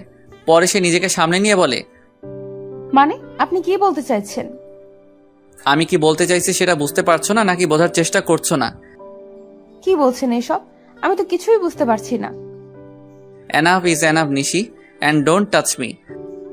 Please Raj, tell me what's happened with you. Please tell me. আর কত অভিনয় করবে নিশি, আর কত? আমি অভিনয় করছি। হ্যাঁ, তুমি অভিনয় করছো, তার প্রমাণ এগুলো। নিশি ছবিগুলো দেখে আরো কান্না শুরু করে দিল, আর আমাকে এসে জড়িয়ে ধরলো। কিন্তু আমি এবার রাগ কন্ট্রোল করতে না পেরে নিশিকে সজোরে একটা চড় মারি। এই প্রথম আমি ওর গায়ে হাত তুললাম। তোকে না বললাম তুই আমাকে ছবি না, তাও কেন আমাকে ছোঁয়ার চেষ্টা করছিস? আর এই নে, তুই যার জন্য এত অভিনয় করেছিস, আমার সমস্ত সম্পত্তি আমি তোর নামে লিখে দিয়েছি, আর আমাকে মুক্তি দে। তারপর আমি ওর দিকে ডিভোর্স পেপারটা আর সম্পত্তির পেপার এগিয়ে দেই। তখন নিশি বলে, বেশ, আপনি যখন আমার থেকে মুক্তি চান তবে তাই হোক। এই বলে নিশি ডিভোর্স পেপারে সাইন করে দেয়। আর শুনুন মিস্টার রাজ, আপনার সম্পত্তির আমার কোনো প্রয়োজন নেই, তাই এগুলো আপনার সাথেই রাখুন। কথাগুলো বলে নিশি কান্না করতে করতে বাড়ি থেকে বের হয়ে গেল। আমার অনেক ইচ্ছা হচ্ছিল ওকে আটকাবার, কিন্তু সেই অধিকার আর আমার নেই। এখন নিশিকে ছাড়াই আমাকে থাকতে হবে। নিশি আমায় ছেড়ে গেছে প্রায় 1 বছর হলো। এই 1 বছরে এমন কোনো রাত নেই যে রাতে আমি নিশির জন্য চোখের জল ফেলি নাই, কিন্তু এই 1 বছরে আমি নিশির কোনো খোঁজ করি নাই। হয়তো রাগের বশে এই 1 বছরে আমি কারোর সাথে ভালো করে কথা বলি নাই। সারাদিন অফিসের কাজে নিজেকে ব্যস্ত রেখেছি, আর রাতে নিশির সাথে কাটানো মুহূর্তগুলো ভেবে কষ্ট পেয়েছি। প্রতিদিনের মতো আজ সকালে অফিস যাচ্ছিলাম, তখন আম্মু এসে আমায় বলল, বাবা রাজ, আর কতদিন নিজেকে এভাবে কষ্ট দিবি বল? যার জন্য এত কষ্ট পাচ্ছিস সে কি 1 বছরে একবারও তোর খবর নিয়েছে? আম্মু এত ঘুরিয়ে পেয়েছে কথা না বলে কি বলতে চাও সেটা বলো তো। বলছিলাম কি, তুই একবার একটা বিয়ে করে নে, আর কত নিজেকে কষ্টের মাঝে রাখবি বল? আমি তোমায় আগেও বলেছি আর এখনো বলছি, আমি কোনো বিয়ে করতে পারবো না। তোকে বিয়ে করতেই হবে, তুই আর বিয়েতে অমত করবি না। কিন্তু আম্মু। আর কোনো কিন্তু নয়। আচ্ছা ঠিক আছে, তুমি যখন বলছো তখন তাই হোক, কিন্তু আমাকে এসবের মধ্যে টানবে না। আর বিয়েটা যাতে একদম সাধারণভাবে হয়। আসলে আমি আব্বু আম্মুর মুখের দিকে তাকিয়ে বিয়েতে রাজি হলাম, কারণ এই 1 বছর আম্মু অনেক কষ্ট পেয়েছে। আচ্ছা, তুই যা বলবি তাই হবে। ওকে, আমি এখন আসি। তারপর আমি অফিসে চলে আসি, কারণ আজ অফিসে নতুন পিএ নেওয়া হবে। তারপর আমি অফিসে চলে আসি। May I coming sir? Yes, coming. Sir, আপনার পিএর জন্য 3 জনকে সিলেক্ট করা হয়েছে, যদি আপনি একবার দেখে নিতেন। অবশ্যই দিন, আমি দেখতেছি। আমি ফাইলগুলো চেক করছিলাম, এমন সময় আমার চোখ আটকে গেল একটা ফাইলে। তাই আমি ম্যানেজারকে বললাম, ম্যানেজার সাহেব, এই মেয়েটিকে নিন, আর তার আগে কন্ট্রাক্ট পেপার সাইন করিয়ে নেবেন। Okay, I take leave now. Sure, you can. সেদিনকার মতো অফিসের সমস্ত কাজ শেষ করে বাসায় আসলাম, আর আসা মাত্র আম্মু বলল, আমি একটা মেয়ে পছন্দ করেছি, যদি তুই একবার দেখে নিতি। তার কোনো দরকার নেই, আর আমি বিয়েটা 1 মাস পরে করতে চাই। কিন্তু তুই। প্লিজ আম্মু, একটু বোঝার চেষ্টা করো। আচ্ছা ঠিক আছে। তারপর আমি আমার রুমে চলে আসলাম আর ফ্রেশ হয়ে ঘুমিয়ে পড়লাম। যদিও জানি ঘুম আসবে না, তবুও ঘুমানোর ব্যর্থ চেষ্টা করলাম, কারণ এখন রাতে আর ঘুম আসে না। যদিও আসে, তাও নিশির সাথে কাটানো মুহূর্তগুলো মনে হয় ভেঙে যায়। কোনোভাবে রাতটা পার করলাম। পরের দিন সকালে ঘুম থেকে উঠে ফ্রেশ হয়ে অফিসে চলে আসলাম। এসে দেখে আমার নিউ পিএ এখন অফিসে আসে নাই। তাই ম্যানেজারকে বলে আসলাম সে আসলেই আমার সাথে দেখা করতে বলতে। তারপর আমি আমার কেবিনে চলে গেলাম। কিছুক্ষণ পরে কেউ আমার কেবিনের দরজা নক করলো, তাই আমি পেছন ফিরে বললাম, may I come in sir? Yes, coming. আসলে স্যার, আমি আসার সময় জ্যামে আটকা পড়ে গিয়েছিলাম, তাই আসতে লেট হইল। কিন্তু স্যার, আর কোনোদিন লেট হবে না। তাই বুঝি? এবার ওর দিকে ফিরে তাকালাম, আর সে আমাকে দেখে ভূত দেখার মতো চমকে উঠল। মনে হয় সে আমাকে এখানে আশা করে নাই। আপনি এখানে? আমি। অন্য কারো থাকার কথা ছিল বুঝি মিস নিশি? আপনাদের তো বলাই হয়নি আমার পিএ হলো নিশি। এটা তো আপনার অফিস না, তাহলে এখানে কেমন করে আসলেন? আপনার বোধহয় কোথাও ভুল হচ্ছে, কারণ এই অফিসের ওনার আমি। হয়তো বা হতে পারে, তবে আমি এই অফিসে জব করতে পারবো না। কথাগুলো বলেই নিশি চলে যাচ্ছিল, তাই আমি ওকে থামিয়ে বলি, excuse miss Nishi, without my permission আপনি যেতে পারবেন না। What the hell are you talking? আমি ঠিক কথাই বলছি। আর এইটা দেখুন, 2 বছরের আগে আপনি এই কোম্পানি ছাড়তে পারবেন না, আর যদিও ছাড়তে চান তাহলে আমার পারমিশন নিতে হবে। কিন্তু আমি এই মুহূর্তে আপনাকে পারমিশন দিচ্ছি না। সো আপনি এখন যেতে পারেন, প্রয়োজন পড়লে আমি আপনাকে ডেকে নিব। Okay sir. তারপর নিশি ওর কেবিনে চলে যায়। আমার আর ওর কেবিন প্রায় পাশাপাশি, তাই আমি ওকে দেখতে পারছিলাম। অন্যদিকে নিশি নিজের কেবিনে এসে ভাবে, কেন যে সেদিন সাইন করার আগে কন্ট্রাক্ট পেপারটা ভালো করে পড়ে নিলাম না, আর উনি কেন আবার আমার সামনে আসলেন? ভালোই তো ছিলাম এই 1 বছর ওনাকে ছাড়া। এমন সময় নিশির ফোনে কল আসে, আর ফোনটা ধরা মাত্র নিশি কিছুটা বিচলিত হয়ে যায়। ফোনের ওপাশ থেকে কেউ কিছু হয়তো বলল। আমি বসে আমার কাজ করছিলাম। এমন সময় নিশি আমার কেবিনে আসে আর বলে, স্যার, একটা কথা বলার ছিল। নিশির মুখে স্যার ডাক শুনে বুকের মধ্যে কেমন মোচড় দিয়ে উঠল। বলেন। আসলে স্যার, আজকে আমায় একটু তাড়াতাড়ি ছুটি দিবেন প্লিজ। কেন, ছুটি কি করবেন? আসলে বাসায় একটু প্রয়োজনীয় কাজ আছে, তাই। কি প্রয়োজনীয় কাজ শুনি? আসলে স্যার। নিশি কিছু লুকাতে চাইছিল আমার কারণে, সে বলে উঠল, স্যার, বাসায় আমার বাচ্চা অসুস্থ হয়ে গেছে, তাই আমার ছুটির প্রয়োজন। এখন ছুটি দেওয়া না দেওয়া সেটা আপনার ব্যাপার, কারণ আপনি এখানকার বস, আপনি চাইলেই সব করতে পারেন। নিশি মুখে বাচ্চার কথা শুনে আমার চারপাশটা কেমন যেন অন্ধকার হয়ে আসছিল। নিঃশ্বাস নিতেও কষ্ট হচ্ছিল। তবুও নিজেকে সামনে নিয়ে বললাম, ওকে, আপনি যেতে পারেন, তবে কাল থেকে সময় মতো অফিসে আসবেন। যদিও কথাগুলো বলতে কষ্ট হচ্ছিল। তারপর নিশি চলে গেল, আর আমি চেয়ারের সাথে হেলান দিয়ে ভাবতে লাগলাম যে নিশি একসময় আমাকে ছাড়া কিছু বুঝতো না, সে এখন নিজের বাচ্চা নিয়ে ব্যস্ত। তবে আমি কেন একা কষ্ট পাবো? নিশি যদি আমাকে ছাড়া থাকতে পারে, তবে আমি কেন পারবো না? এসব ছাইপাশ ভাবতে ভাবতেই বিকাল হয়ে যায়। তাই আমি আর বেশি না ভেবে অফিস থেকে বেরিয়ে পড়ি আর সোজা বাসায় চলে আসি। আমাকে এত তাড়াতাড়ি বাসায় ফিরতে দেখে আম্মু আমার কাছে আসে আর বলে, কি রে বাবা, আজ এত তাড়াতাড়ি বাসায় আসলি যে? শরীর ঠিক আছে তো? বেশ বিচলিত হয়ে, কারণ নিশি যাওয়ার পর থেকে আমি অনেক রাত করে বাসায় ফিরি। আম্মু, আমার কিছুই হয়নি। অফিসে মন বসছিল না, তাই তাড়াতাড়ি চলে আসলাম। ও আচ্ছা, তুই ফ্রেশ হয়ে আয়, আমি তোর খাবার রেডি করছি। আম্মু, আমার তোমাকে কিছু বলার আছে। বলবি তো? আগে ফ্রেশ হয়ে আয়, তারপর। তাই আমি আর কোনো কথা না বাড়িয়ে ফ্রেশ হতে নিজের রুমে চলে যাই। তারপর ফ্রেশ হয়ে নিচে এসে দেখি আম্মু খাবার নিয়ে আমার জন্য অপেক্ষা করছে। তাই আমি গিয়ে বসে পড়ি আর আম্মুকে বলি, আম্মু, তুমি পরশুদিন বিয়ের কথা বলছিলে না? আমি রাজি, তবে বিয়েটা 1 সপ্তাহের মধ্যে হওয়া চাই। এটা তো খুশির খবর, তবে 1 সপ্তাহের মধ্যে বিয়েটা কিভাবে দিব বল? আমি এত কিছু শুনতে চাই না, আমি যেটা বলেছি সেটাই হবে। আচ্ছা, তুই যখন চাচ্ছিস তখন তাই হবে। তারপর আমি খাওয়া দাওয়া করে নিজের রুমে চলে আসি। আর আজ কেন জানি কষ্টটা একটু বেশি হচ্ছে। হয়তো এই কষ্টটা নিশির জন্যই হচ্ছে, কিন্তু এখন আর কিছুই করার নেই, কারণ নিশি তার পরিবার নিয়ে ব্যস্ত আছে। না, আর কষ্ট পেলে চলবে না। তারপর কখন যে ঘুমিয়ে পড়েছি বুঝতেই পারি নাই। পরের দিন সকালে রেডি হয়ে খাবার টেবিলে বসেছিলাম, এমন সময় আম্মু এসে বলল, আমি মেয়ের বাবার সাথে কথা বলেছি, তারা বলল যে তাদের কোনো সমস্যা নেই, তবে তুই যদি একবার মেয়ের সাথে দেখা করে নিতি তাহলে। দেখো আম্মু, আমি তোমায় আগেও বলেছি যে এই বিয়েটা আমি শুধু তোমার কথাই করেছি, তাই আমাকে আর এর মধ্যে জড়িও না। আচ্ছা ঠিক আছে, তাহলে আজ থেকেই বিয়ের অ্যারেঞ্জমেন্ট শুরু করতে হবে, কারণ হাতে তো আর বেশি সময় নেই। তোমরা যা বোঝো তাই করো, আমি এখন অফিসে গেলাম। তারপর আমি অফিসে চলে আসি। অফিসে আসা মাত্র সবাই আমাকে কংগ্রেস জানাতে থাকে। মনে হয় আম্মুই বিয়ের ব্যাপারে সবাইকে জানিয়েছে, তাই আমি আর কিছু না ভেবে নিজের কেবিনে চলে আসি। আর এদিকে অফিসের সবাই মিষ্টি খাচ্ছে। আমার বিয়ে উপলক্ষে এমন সময় নিশি অফিসে আসে, আর আমার এক স্টাফ নিশিকে মিষ্টি খাওয়াই দেয়। তাই নিশি বলে, আরে আগে বলবে তো এটা কিসের মিষ্টি? আমাদের স্যারের বিয়ে ঠিক হয়েছে তাই, আর বিয়েটা সামনের সপ্তাহেই হবে। আমার বিয়ের কথা শুনে নিশির পুরো পৃথিবীটাই যেন উল্টে যায়। তার ইচ্ছে করছিল কান্না করতে, কিন্তু সবার সামনে সে কান্না করতে পারছিল না। তাই সে বলল, ও, এ তো অনেক খুশির খবর। এ কি নিশি, তুমি কান্না করছো নাকি? তোমার চোখে পানি কেন? কই, কান্না করব কেন? আসলে চোখে কি যেন একটা পড়েছে। নিশি ওয়াশরুমে যাওয়ার বাহানায় সেখান থেকে চলে আসে আর ওয়াশরুমে গিয়ে কান্না শুরু করে আর বলতে থাকে, কি এমন অন্যায় করেছিলাম যার জন্য আমি আমার ছেলে এত শাস্তি পাচ্ছি? এখন তো আমার ছেলে বাবা থাকতেও অনাথ। এমন সময় নিশির ফোন বেজে ওঠে আর সে ফোনের দিকে তাকিয়ে দেখে বাসা থেকে বুয়া ফোন করেছে। তখন নিশি তার চোখের পানি মুছে নিয়ে ফোনটা পিক করে। তখন বুয়া বলতে শুরু করে, ম্যাডাম, মেহমেদ বাবুর তো জ্বর আরো বেড়েছে, আমি কি করব কিছুই বুঝতে পারছি না।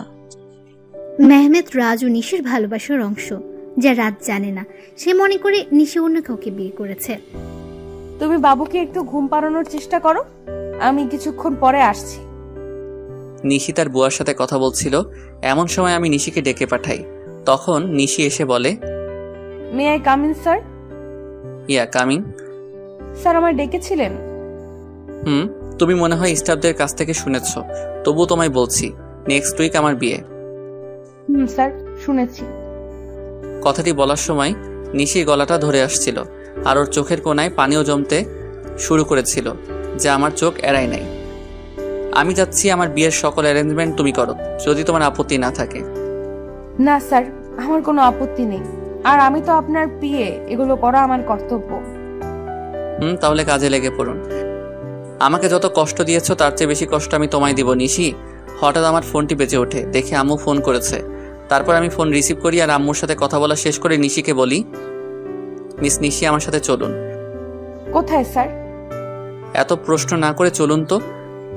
তারপর আমি আর নিশি অফিস থেকে বেরিয়ে আমার গাড়িতে গিয়ে বসি, আর তখন দেখি নিশি পেছনের সিটে গিয়ে বসছে। তাই আমি তাকে বলি, আমাকে দেখে কি আপনার ড্রাইভার মনে হয় নাকি?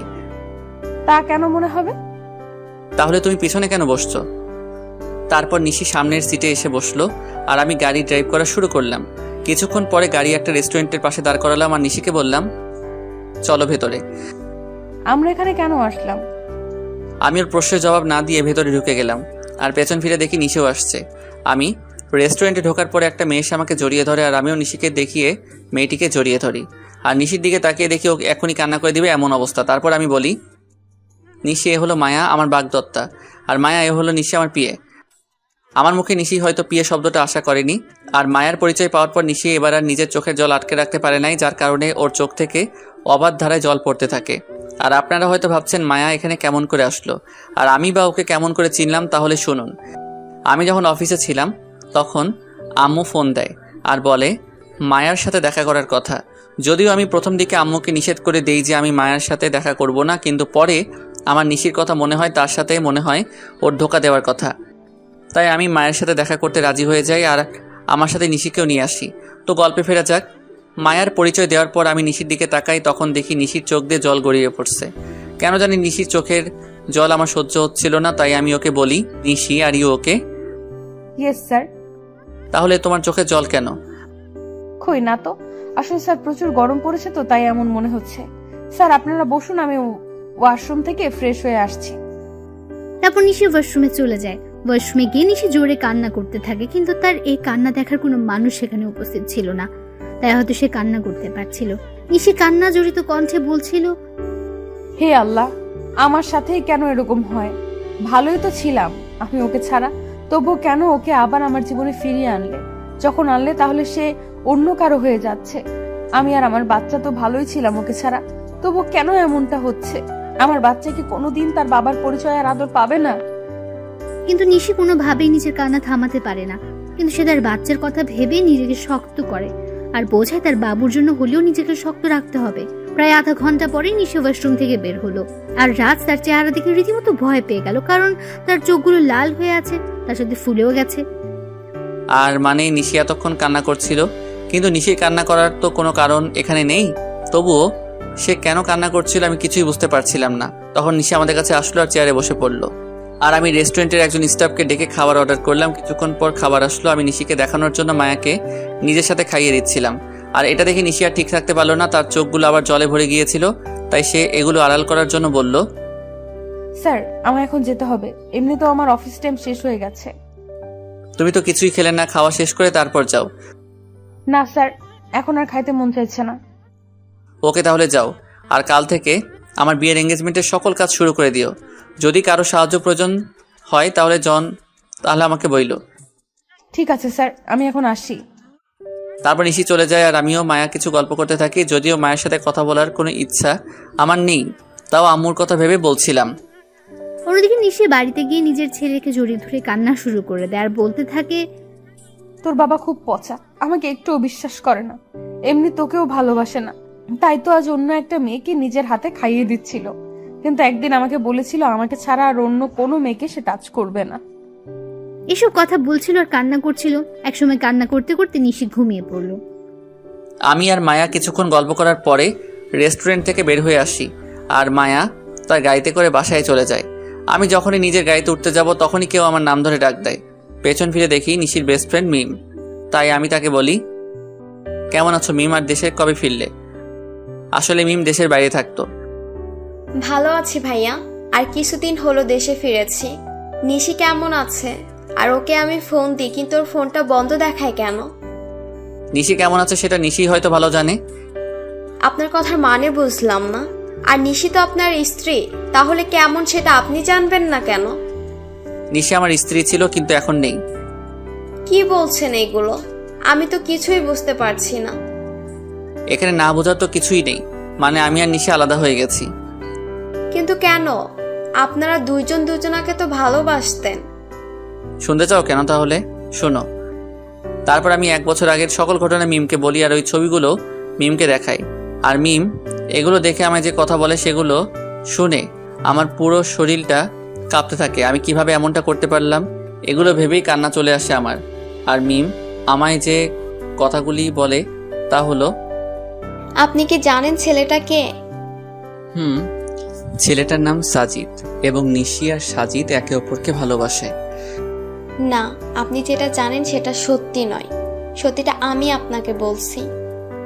তারপর মিম আমাকে সাজিদের ব্যাপারে সব কথাগুলো বলল, যা শোনার পর নিজেকে বড় অপরাধী মনে হচ্ছিল। মিম বলল যে আমি আর নিশি একই ভার্সিটিতে পড়তাম আর একই ডিপার্টমেন্টে, যার কারণে আমার আর ওর মধ্যে খুব ভালো বন্ধুত্ব হয়ে যায়। আমরা দুজন সবসময় একসাথেই থাকতাম। একদিন আমি আর নিশি ভার্সিটির ক্যাম্পাসে বসেছিলাম, তখন একটা ছেলে এসে নিশিকে প্রপোজ করে, কিন্তু নিশি তাকে না বলে দেয়। আমি এর কারণ জানতে চাইলে নিশি জবাবে বলে যে তার ভালোবাসা শুধু তার বরের জন্য। তাই আমি নিশিকে আর কিছু জিজ্ঞেস করি নাই। তারপর কি হলো? ওই ছেলেটির নামই ছিল সাজিদ। কিন্তু নিশি মানা করার পরেও সে নিশির পিছু ছাড়ে নাই, তাকে প্রতিদিন বিরক্ত করত, কিন্তু নিশি কিছুই বলতো না। আর একদিন সাজিদ এসে হঠাৎ নিশির হাত চেপে ধরে এবং সেদিন নিশি আর সহ্য করতে না পেরে পুরো কলেজের সামনে সাজিদকে চড় মারে। কিন্তু সাজিদ সেদিন যাওয়ার আগে বলেছিল যে সে নিশিকে সুখে থাকতে দিবে না, আর আজ দেখুন তার কথাই সত্যি হলো। আমি এখন কি করব কিছুই বুঝতেছিলাম না, কারণ আমার যে করার মতো কিছুই নেই। আমি যে নিশির সাথে বড় অন্যায় করেছি। মিম কান্না থামিয়ে আমাকে বলল, আপনি কি জানেন আপনি যখন নিশিকে তাড়িয়ে দেন তখন তার পেটে আপনার সন্তান ছিল? মানে কি বলছো তুমি? হ্যাঁ, আমি ঠিকই বলছি। আপনি যখন ওকে অপমান করে তাড়িয়ে দেন তখন সে আপনার সন্তানের মা হতে যাচ্ছিল। আর এটা নিয়ে যে কতটা খুশি ছিল সেটা আপনাকে বলে বোঝানো যাবে না। সে আপনাকে বলার আগে আমায় ফোন দিয়েছিল আর বলেছিল যখন সে আপনাকে এই কথাটি বলবে তখন আপনার রিয়াকশন কেমন হবে, এটা ভেবেই সে খুশি ছিল। কিন্তু সে আপনি কি করলেন? মিম আর কিছু বলতে পারলো না, তার আগেই কান্নায় ভেঙে পড়ল। মানে নিশির সন্তানের বাবা আমি, আর আমি তাকে কি না কি ভেবেছিলাম। আমিও প্রচুর কান্না করছিলাম। তখন মিম আমাকে বলল, এখন কান্না করে কি হবে, যা হওয়ার তা হয়ে গেছে, এখন আর এগুলো ভেবে কি করবেন? না, এখনো কিছু হয় নাই। তারপর আমি মিমকে নিশির কথা বললাম। সত্যি বলছেন? নিশি এখনো এই শহরেই থাকে? কিন্তু তোমাকে আমার জন্য একটা কাজ করতে হবে যাতে আমি আবার নিশিকে ফিরে পাই। কি করতে হবে আমায় বলুন। তারপর আমি মিমকে আমার প্ল্যান বলি আর সেও রাজি হয়ে যায়। তাই আমিও নিজের বাসায় চলে আসি। বাসায় আসার পর আম্মু আমাকে বলে, বাবা, মেয়েকে কি তোর পছন্দ হয়েছে? আম্মু আমি এই বিয়েটা করতে পারবো না। তুই কিন্তু আমায় কথা দিয়েছিস। আমি কেমন করে এই বিয়ে করব বলো? কেন করবি না শুনি? তারপর আমি নিশির কথা আর ওর আর আমার বাচ্চার কথা আম্মুকে বলি। তখন আম্মু কান্না শুরু করে দেয় আর বলে, আমার বৌমার নাতিকে কবে আনবি বাবা? খুব জলদি আনবো, তার আগে তোমার একটা কাজ করতে হবে। তারপর আমি আম্মুকে সবকিছু বুঝিয়ে উপরে চলে আসি। আমি রুমে এসে ভাবতে লাগি কিভাবে কি করব, নিশি কি আমায় ক্ষমা করবে নাকি করবে না। তখন আমার সাজিদের কথা মাথায় আসে। কেন সাজিদ এমনটা করলো সেটা তো আমার জানা দরকার। তাই আমি আমার ফ্রেন্ডদের ফোন দিই আর বলি এখনই আমার সাথে দেখা করতে, আর আমিও বেরিয়ে পড়ি। কিরে, এত জলদি দেখা করতে বললি? কোনো সমস্যা হয়েছে নাকি? বলছি, তার আগে রবি আর মিজানকে আসতে দে। কিছুক্ষণ পরে রবি আর মিজান চলে আসে আর আমি ওদেরকে মিমের বলা সকল কথা ওদেরকে খুলে বলি। সব শোনার পরে ওরা বলে, ভাবিকে রাজি করাতে পারবি বলে মনে হয় না। হয়তোবা, কিন্তু হাল ছাড়লে তো চলবে না। আর শোন, তোদের একটা কাজ করতে হবে। কি কাজ বল? সাজিদকে যেভাবেই হোক তোদের খুঁজে বার করতে হবে, আর এই নিয়ে সাজিদের ছবি। তারপর আমি ওদেরকে সাজিদের একটা ছবি দেই। ওকে, তোর কাজ হয়ে যাবে। তার আগে তুই ভাব ভাবিকে কিভাবে ম্যানেজ করবি। ঠিক বলেছিস, কিছু তো একটা করতেই হবে। আচ্ছা তোরা এখন থাক, আমি একটা জায়গা থেকে আসতেছি। ওদের থেকে বিদায় নিয়ে আমি সোজা অফিসে চলে আসি। অবশ্য অফিসে আসার মূল উদ্দেশ্য হলো নিশির বাড়ির ঠিকানাটা নেওয়া, কারণ আমি ওর বাসার ঠিকানা জানি না। অফিসে আসার পরে আমি ম্যানেজারকে ফোন দিই আর অফিসে আসতে বলি।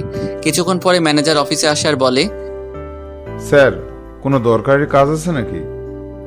না, তেমন কিছু দরকারি কাজ না, আমি শুধু নিশির বাসার ঠিকানা নেওয়ার জন্যই অফিসে এসেছি। ওকে স্যার, একটু ওয়েট করেন, আমি নিয়ে আসছি। তারপর ম্যানেজার আমাকে নিশির ঠিকানাটা দেয় আর আমি সেটা নিয়ে বেরিয়ে পড়ি। প্রায় আধা ঘন্টা ড্রাইভ করার পরে আমি নিশির বাসায় পৌঁছাই। দেন আমি ওর বাসায় কলিং বেলে চাপ দেই। কিছুক্ষণ পরে নিশি এসে দরজা খুলে দেয় আর আমি নিশিকে দেখেই হেসে ফেলি, কারণ সে সারা গায়ে ময়দা মেখে আছে। তখন নিশি বলে, এই আপনি পাগলের মতো হাসছেন কেন? আর এইখানেই বা কি করছেন? বারে, নিজের বউয়ের বাসায় আসতে আবার কারো পারমিশন লাগে নাকি?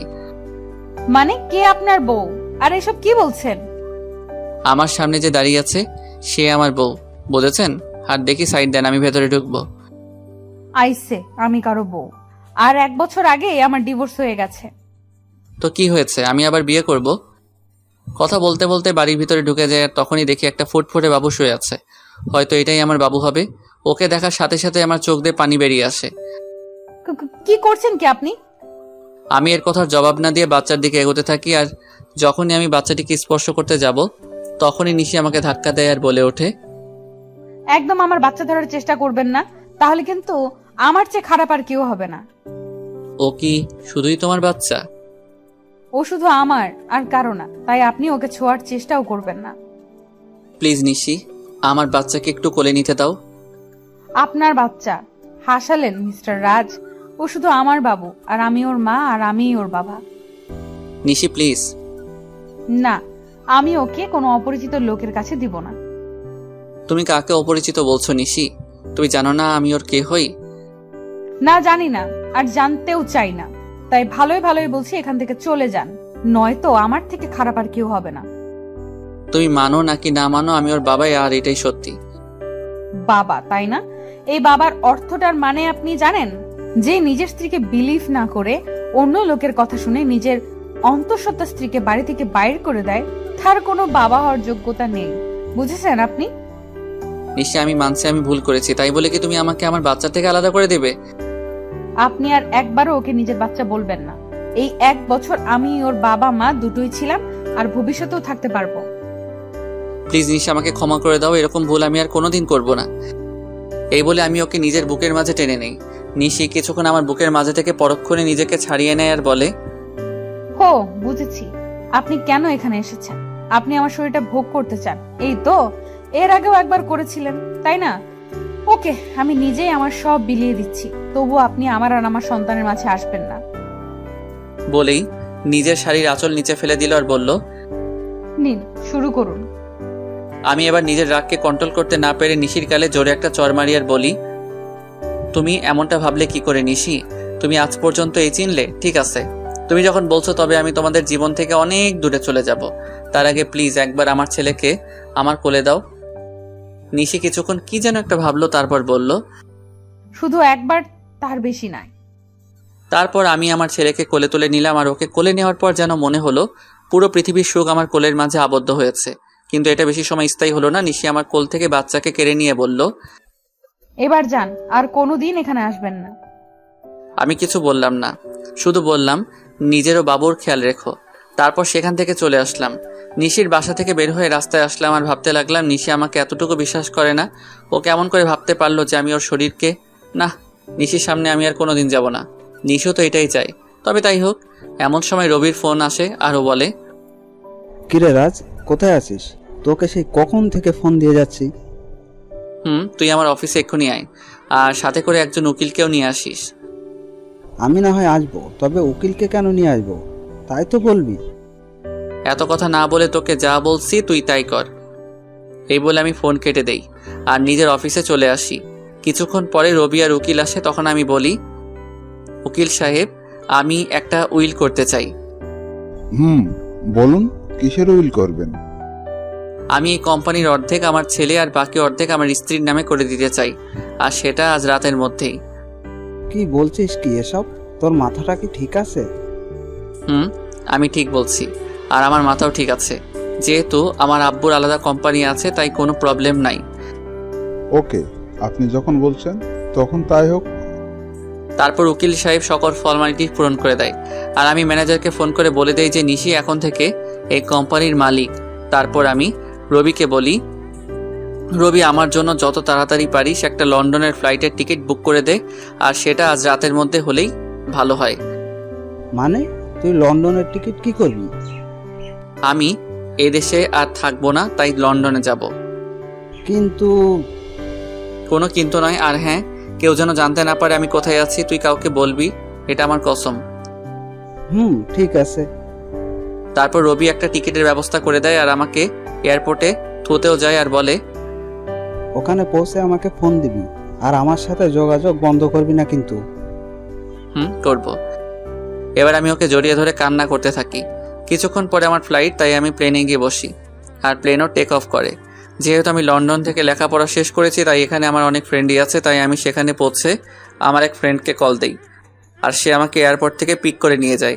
আমার ফ্রেন্ডের লন্ডনে একটা কোম্পানি আছে, তাই সে আমাকে সেখানে কাজ দেয়। আমি লন্ডনে এসেছি 2 দিন হলো। এর মধ্যে শুধু রবির সাথে কথা হয়েছে।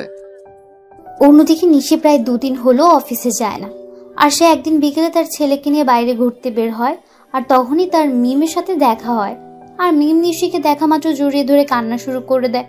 এভাবে কিছুক্ষণ দুজন কান্না করতে থাকে। তারপর মিম নিশির কোলে বাবু দেখে বলল, এটাই বুঝি আমার পুস্কু?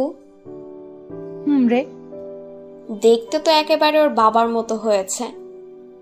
প্লিজ মিম, ওর নামটা আর বলবি না। কেন রে? তুই কিছুই জানিস না ও আমার সাথে কি করেছে। আমি সব জানি, রাজ ভাই আমাকে সব বলেছে। তারপর মিম নিশুকে সব সেদিনকার কথা খুলে বলল। সব কথা শুনে নিশিও কান্না শুরু করে দেয় আর বলে, আমি কিভাবে পারলাম ওর সাথে খারাপ ব্যবহার করতে? তাহলে কি সেদিন ও এই কথাটাই বলতে এসেছিল? তুই কি বলছিস? আমি কিছুই বুঝতে পারছি না। কাইন্ডলি একটু পরিষ্কার করে বলবি যে কার সাথে খারাপ ব্যবহার করেছিস? বলছি।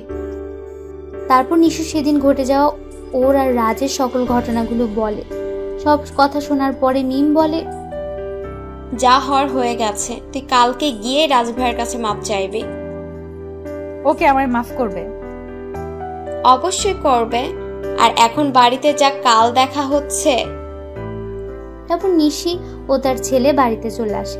বাড়িতে আসার পর থেকে নিশি অনেকটা খুশি, কারণ ভালোবাসার মানুষকে ফিরে পাওয়া। নিশি ভাবতে শুরু করে দিয়েছে কালকে কি হবে, কিন্তু নিশি হয়তো এটা জানে না যে কালকে তার জন্য কি অপেক্ষা করছে। পরের দিন সকালে নিশি একদম রাজের পছন্দ মতো সাজলো। নীল শাড়ি, নীল চুড়ি, হালকা মেকআপ, কিন্তু ঠোঁটে কোনো প্রকার লিপস্টিক দেয়নি, কারণ রাজ লিপস্টিক দেওয়া পছন্দ করে না। সাজগোজ শেষে নিশি নিজেকে নিজেই দেখে লজ্জা পাচ্ছে, কারণ আজ প্রায় 1 বছর পরে ও এরকম ভাবে সাজলো। কিছুক্ষণ নিজেকে আয়নায় দেখার পরেই নিশি অফিসের উদ্দেশ্যে রওনা দেয়। অফিসে পৌঁছে নিশি অবাক হয়েছে, কারণ সবাই নিশিকে সালাম দিচ্ছে, কিন্তু এসব নিয়ে নিশির কোনো মাথা ব্যথা নেই। সে শুধু তার প্রিয় মানুষটির অপেক্ষা করতে লাগলো। নিশি অফিসে এসেছে প্রায় ঘন্টাখানেক হলো, কিন্তু এখনো রাজ আসেনি। তাই এবার নিশির বেশ চিন্তা হচ্ছে। তাই সে ম্যানেজারের কাছে যায় আর বলল, আচ্ছা, এখনো রাজ অফিসে আসে নাই কেন? রাজ স্যার তো গত 3 দিন ধরে অফিসে আসছে না ম্যাম। মানে অফিসে আসে না কেন? আর আপনি আমাকে ম্যাম কেন বলছেন? অফিসের বসকে ম্যাম বলবো না তো আর কি বলবো? কি বলছেন এসব? আর কে অফিসের বস? আপনি আমাদের অফিসের নতুন বস, আর এই অফিসটা আপনার ও আপনার ছেলের নামে রাজ স্যার লিখে দিয়ে গেছেন। মানে লিখে দিয়ে গেছে? কোথায় গেছে উনি? সেটা তো আমি জানি না, আর গত 3 দিন ধরে ওনার ফোনটাও বন্ধ দেখাচ্ছে। কি বলছেন এগুলো? ওনার ফোন বন্ধ দেখাচ্ছে মানে? আমি ঠিক বলছি। তারপর ম্যানেজার চলে গেল। ম্যানেজারের কথা শুনে নিশি ধপাস করে চেয়ারে বসে পড়লো আর ভাবতে লাগলো, তাহলে কে আবার রাজকে হারিয়ে ফেললো? না, এ হতে পারে না, রাজকে কিছুতেই হারাতে দেবে না সে। তারপর নিশি অফিস থেকে বের হয়ে গেল আর ওর বাসায় চলে গেল। বাসায় গিয়ে নিজের ছেলেকে নিয়ে রাজের বাসায় চলে আসলো। আর যেহেতু রাজের মা জানে যে নিশি আর রাজ একটা ছেলে আছে তাদের, তাই তিনি নিশিকে দেখা মাত্র কাছে টেনে নেন আর বললেন, কোথায় ছিলি মা এতদিন? আমাদের কথা কি একবারও মনে পড়েনি? মা, মনে তো অনেক পড়েছে, কিন্তু আসার অধিকারটা ছিল না। হয়েছে, আর বলতে হবে না। আর এটাই কি আমার দাদু ভাই? আম্মু। তারপর সবাই মেহমতকে নিয়ে ব্যস্ত হয়ে পড়লো। কিছুক্ষণ পর নিশি বলে, আম্মু, তোমার ছেলে কই গো? ও আমাকে অনেক জ্বালিয়েছে, আজ তার বদলা নিব। মানে রাজ তোর সাথে আসেনি? সে তো বলেছিল তোকে নিয়ে বাসায় আসবে, তাই আমি ওকে কোনো ফোন দিইনি। ও 3 দিন ধরে আমার সাথে দেখাই করে নাই, আর অফিসেও যায়নি, তাই আমি মনে করলাম যে ও বাসায় আছে। এখন রাজের আম্মু কান্না করছে। তারা সবাই ভাবছে যে রাজ কোথায় গেল।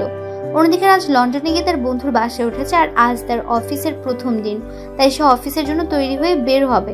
তারপর রাজ আর ইব্রাহিম, রাজের বন্ধু, অফিসের উদ্দেশ্যে রওনা দেয়। অফিসে পৌঁছে রাজ অবাক না হয়ে পারল না, কারণ আমাদের অফিসের বস হলো নীলা। সে আমাকে দেখা মাত্র আমায় এসে জড়িয়ে ধরে আর বলে, আরে রাজ, কেমন আছো তুমি? আলহামদুলিল্লাহ, ভালোই আছি। তুমি কেমন আছো? ভালো ছিলাম না, কিন্তু এখন থাকবো। মানে তুমি কি বললে বুঝতে পারলাম না। আমি বললাম যে আমিও ভালো আছি। তা আঙ্কেল আন্টি কেমন আছে? তারাও ভালোই আছে, যদিও আমি জানি না যে তারা কেমন আছে। তা কি মনে করে তোমাদের কোম্পানি ছেড়ে এখানে জয়েন করলে? এমনি গো, তেমন কিছু না। ওকে রাজ, তোমার সাথে পরে কথা হবে, এখন একটা মিটিং আছে তাই যেতে হবে। বাই। তারপর নীলা চলে গেল। এখন আপনারা হয়তো ভাবছেন নীলাকে আর আমি বা নীলাকে কেমন করে চিনি, তাই তো? তাহলে শুনুন, নীলা, আমি আর ইব্রাহিম একই সাথে পড়তাম, তাই আমি আর ওকে চিনি। আর আমি নীলাকে সবসময় নিজের বন্ধুই ভাবতাম, কিন্তু একদিন নীলা আমাকে এসে প্রপোজ করে, কিন্তু আমি এসব পছন্দ করতাম না, তাই আমি ওকে নিষেধ করে দেই। কিন্তু নীলা আমায় প্রতিদিন প্রপোজ করতে থাকে, তাই আমি তাকে বলি নেক্সট টাইম যদি সে আমায় প্রপোজ করে তাহলে আমি ওর সাথে আর বন্ধুত্ব রাখতে পারবো না। তাই সেদিনের পর থেকে নীলা আমায় আর প্রপোজ করে নাই। এর মধ্যে আমার লেখাপড়া শেষ হয়ে যায়। তারপর আমি দেশে ফিরে আসি, আর বাকিটুকু তো আপনারা জানেন। নীলা যাওয়ার পরে আমি ইব্রাহিমকে বলি, কিরে, এটা তো তোর কোম্পানি, তাহলে নীলা এখানকার বস কিভাবে? এটা আমার কোম্পানি, কিন্তু এর মালিক আমরা দুজন, আমি আর নীলা। তো তুই আমাকে আগে বলতে পারলি না যে এখানে নীলাও আছে? তাহলে আসছি না, তাই তো? এর জন্যই তো নীলার কথা আমি তোকে আগে বলি নাই। বেশ করেছিস। এখন এখান থেকে দূর হ, আমার কাজ আছে। তারপর আমি কাজ করতে শুরু করলাম। বিকালের আগে আমার সব কাজ শেষ হয়ে যায়, তাই আমি একটু অফিসের চারপাশটা ভালো করে ঘুরে দেখছিলাম। তখন পেছন থেকে কেউ আমার কাঁধে হাত রাখে। আমি তখন পেছনে ফিরে দেখি নীলা দাঁড়িয়ে আছে। এখানে দাঁড়িয়ে কি করছো রাজ? কিছু না, শুধু চারপাশের প্রকৃতি দেখছিলাম। ও চলো, আজ আমি আর তুমি দুজন একসাথে ডিনার করব। তা কি করে হয় বলো? সব হয়। বলে এক প্রকার জোর করে গাড়িতে বসিয়ে দেয়। কিছুক্ষণ পর নীলা গাড়ি একটা রেস্টুরেন্টের সামনে দাঁড় করায়, আর আমরা সেখানে ডিনার শেষ করি। ডিনার করার সময় আমাদের অনেক কথাই হয়। তারপর নীলাই আমাকে বাড়িতে পৌঁছে দেয়।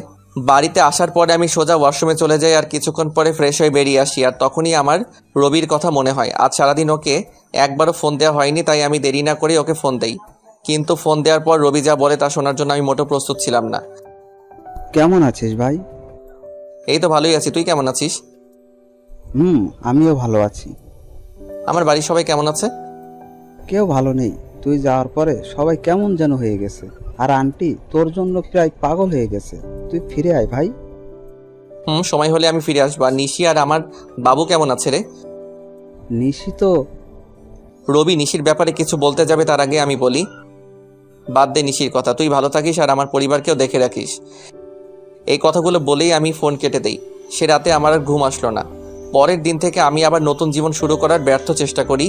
সকালে ফ্রেশ হয়ে ইব্রাহিমের সাথে অফিসে চলে যাই। আর অফিসে পৌঁছে নীলা বলে, রাজ কেমন আছো? এই তো ভালো, তুমি কেমন আছো নীলা?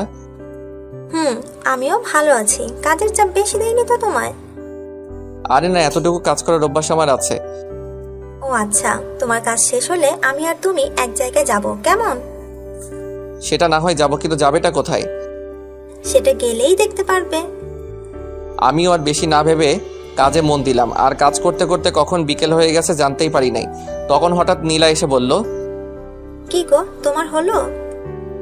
আর একটু আছে, তুমি দাঁড়াও।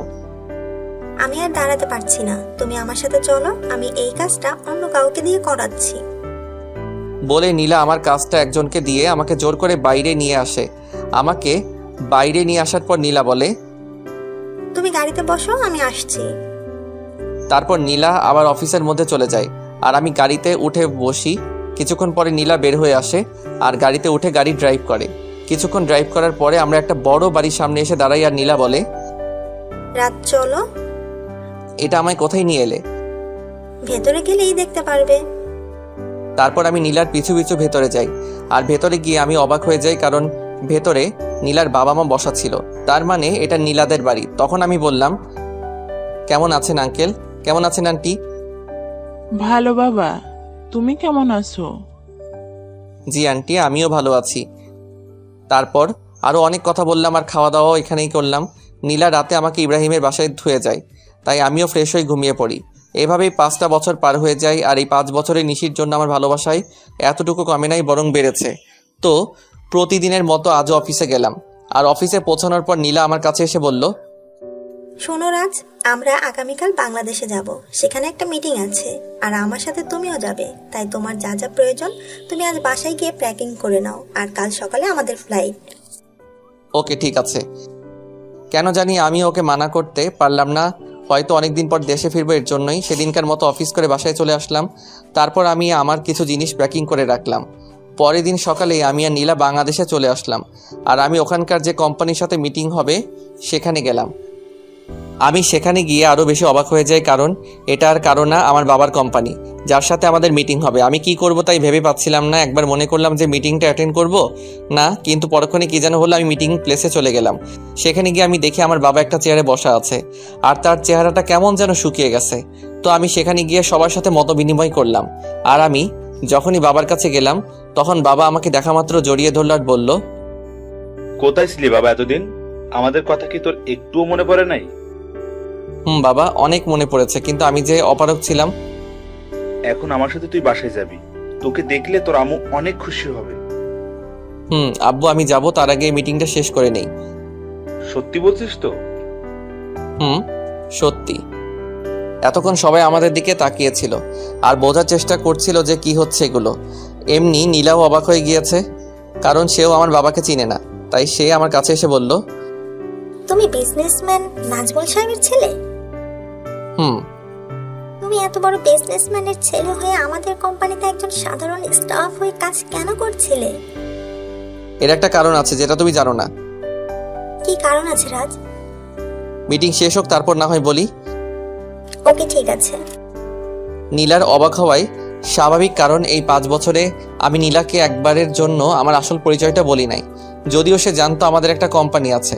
তারপর আমরা মিটিং শেষ করে বাহির হলাম, আর তখনই আমার চোখ গেল একটা বাচ্চার উপর। বয়স আর কত হবে, 5-6 বছর হয়তো, কিন্তু ওকে দেখে মনে হচ্ছে কতদিনের না চেনা।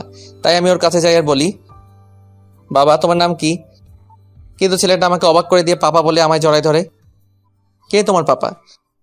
তুমি তো আমার পাপা, আমার মামুনি বলছে।